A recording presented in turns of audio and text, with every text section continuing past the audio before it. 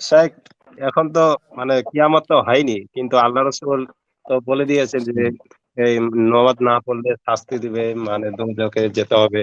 তো মানে কোরআনে তো বলে দিয়েছে স্পষ্ট যে এরকম এরকম আযাব হবে, বা হাদিসেও বলে দিয়েছে।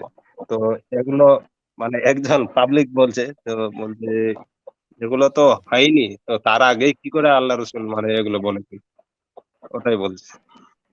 জি, রাসূলুল্লাহ সাল্লাল্লাহু আলাইহি আল্লাহ ওয়াসাল্লাম রাসূল সম্পর্কে আমাদের আকীদা যে ওয়ামা ইয়ানতিকু আনিল হাওয়া ইন হুয়া ইল্লা ওয়াহয়ুন ইউহা। ইউহা। জি, রাসূলুল্লাহ সাল্লাল্লাহু আলাইহি ওয়াসাল্লাম স্বেচ্ছায় কোনো কথা বলেন না যতক্ষণ পর্যন্ত আল্লাহর পক্ষ থেকে ওহী না হয়ে যায়। সুতরাং যতগুলি কথা গায়েব সম্পর্কে অর্থাৎ কিয়ামত সম্পর্কে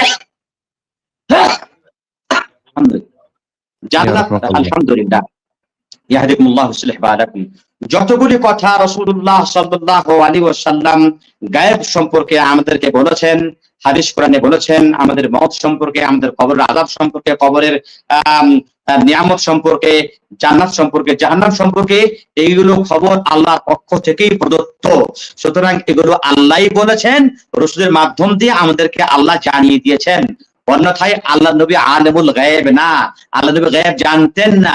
আল্লাহ নবীকে গায়েবের খবর আল্লাহ তাআলাই দিতেন, আর সেই খবর আল্লাহ রাব্বুল আলামিন, সেই খবর রাসূলুল্লাহ সাল্লাল্লাহু আলাইহি ওয়াসাল্লাম আমাদেরকে পৌঁছে দিয়েছেন। জি।